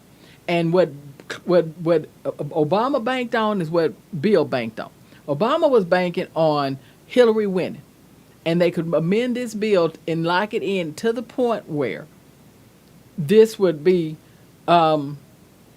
better and people would understand what the bill was really about, even though we get what the bill is about. But it was like the crime bill. Bill Clinton them did the bill. Gore was supposed to come in, and we know we got to make some amendments. We got control of this house. We got control of, remember they lost control of the House and the Senate, as well as they lost, Gore lost. Mm-hmm. So guess what your Republicans did? Oh, here's a bill. We didn't even write it. Oh my God, look what this is gonna do. Oh, let's add some more and more and more. And guess who's gonna get blamed for it? Yeah. Democrats. So, Can I add one thing real quick? I don't mean to cut you off. The one thing, and I love how you said the parallels. You made a great point using the parallels of the Affordable Health Care Act and the crime bill. But where they are very similar, and this goes back to voting and local elections and everything, but where they're very similar, and it goes back to, like we talked about, North, South, and Southern, and just that type of control. The crime bill, the damage that it did is that it gave states power to do whatever they wanted to do. It wasn't a federal unified bill. It was each state had control of how bad they wanted to make it. Mm-hmm. So it was, the federal crime bill, the federal part, and I think Obama and I think Clinton, I could be wrong, they both amended it. But statewide, they couldn't touch it because the original bill gave the powers to the state. Now, where that's similar to the Affordable Health Care Act, ACA, is that in order to pass it, it did the same thing. They gave the powers to the state. So some states who bought in, healthcare is decent. For states that didn't buy in, that's where people are complaining. It's screwed up. They don't believe it. You are so right. And so that's one of the biggest reasons why we have this fight, and that's one of the biggest reasons why this election is so important. But you said it. Say it again. I'm glad he broke that down, because there are people that really have a reason to complain about the health care bill. Because like he's saying, state to state, and if you're living in California, the bill seems to be pretty good, except for they go up more on the premium, what you're paying. But it's a pretty good bill. But the thing about it is, when I look at it, though, even in Mississippi and around there, I've talked to people that said they hadn't been to a doctor in years because they didn't have health care.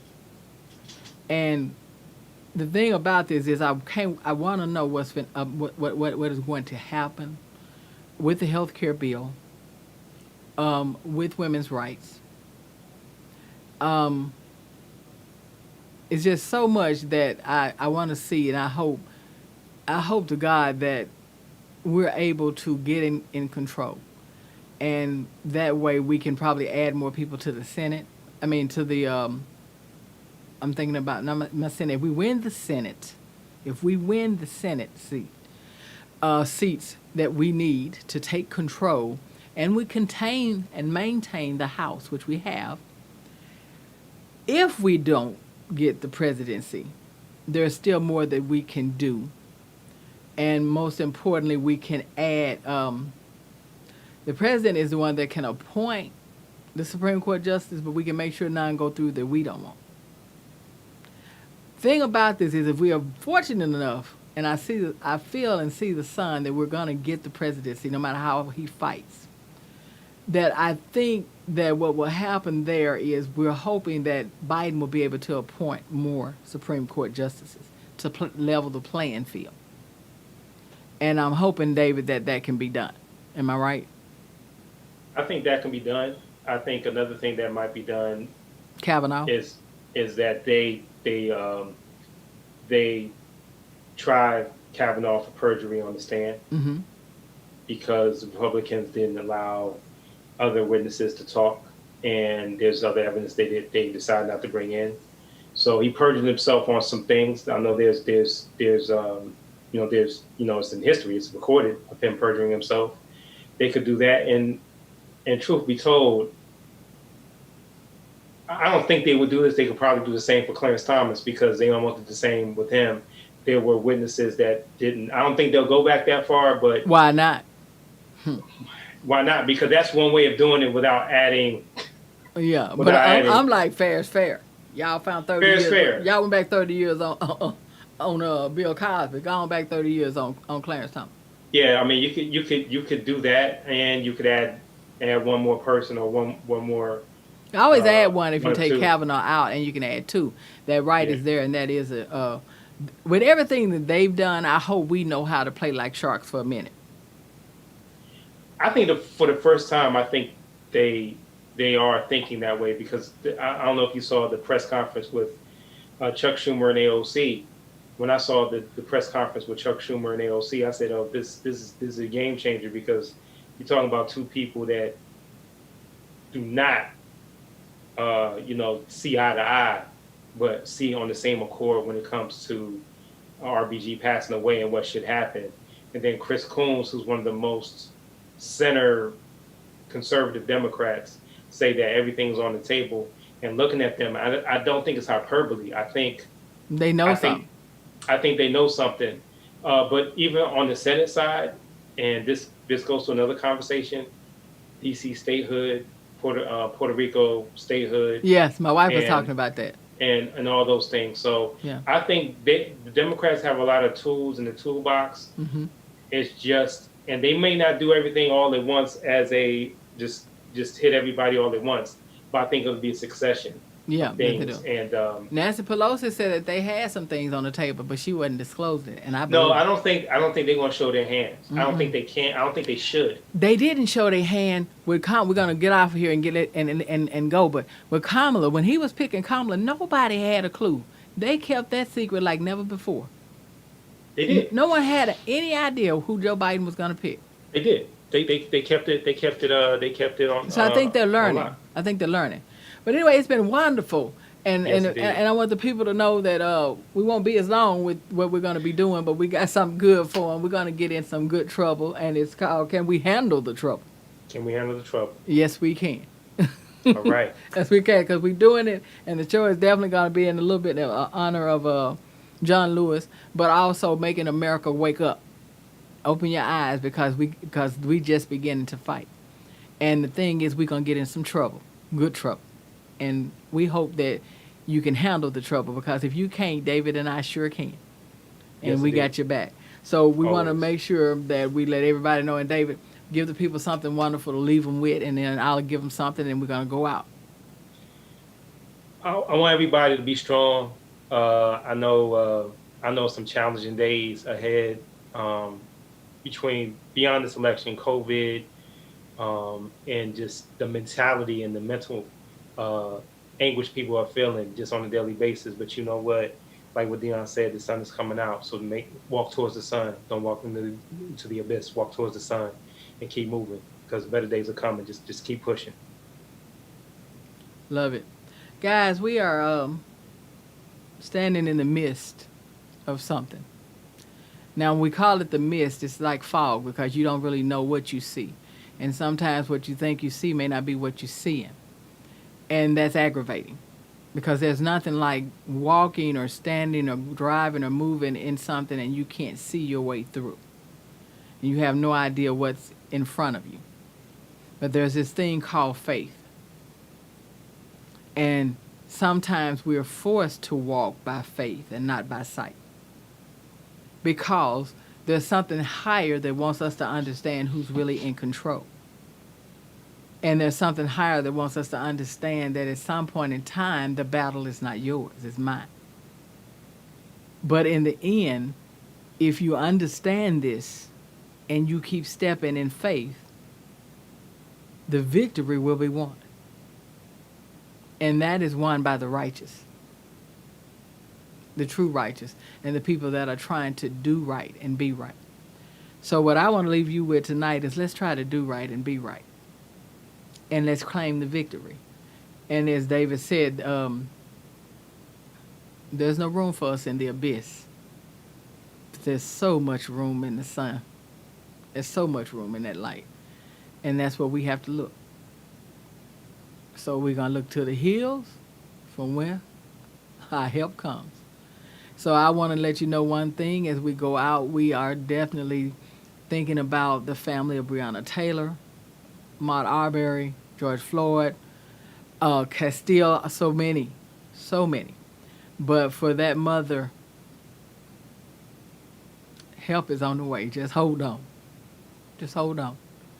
And for the people, for us, our people, be patient. Even if Biden wins this, there are going to be some things that's going to happen. Guys, don't go out starting anything. Do not give this president a reason to call martial law, because he will. Wait. And we'll talk more about that. We'll get into that later. Be patient. The debate is coming up next week. You guys need to be ready. Make sure that you are going to be on point. Watch it. Don't miss it. We're going to end with just want to know what's going on in the world. So we're going to end it. I'm going to tell you that knowledge is power. David Harper, thank you. Love is everything. Love is everything. And I love you, Brother Harper. Love you too. Love Got you nothing too. but you too. love. And we'll be Always. talking, and you guys get used to that face. Harp, All right. tell them to vote. Vote. Vote. Vote. Vote. Vote. Because your life does depend on it. And Yes, David indeed. and I are out this place. I'm just saying.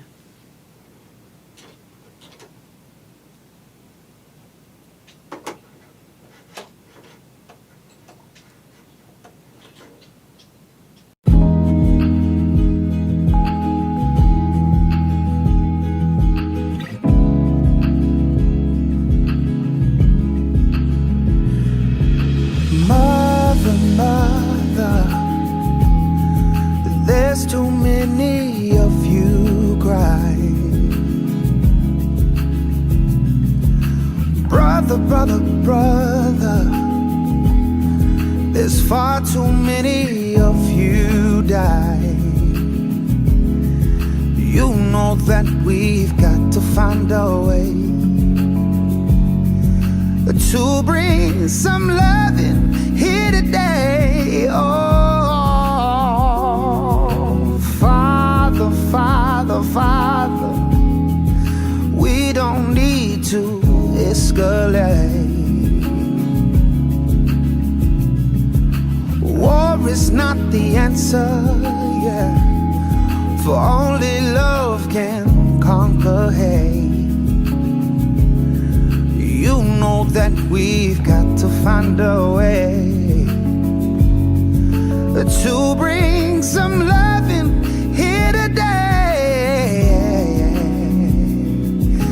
Picket signs and picket lines, don't punish me with brutality, or talk to me so you can see what's going on, what's going on, what's going on, yeah, what's going on.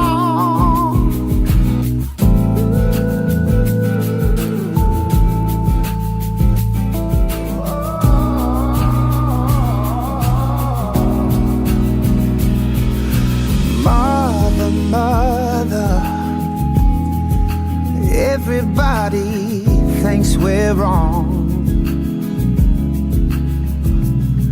but who are they to judge us simply cause our hair is long? You know that we've got to find a way to bring some understanding here today. Picket signs and picket lines, don't punish me with brutality, or talk to me so you can see what's going on, what's going on, what's going on, what's going on. Tell me what's going on, what's going on, what's going on, what's going on.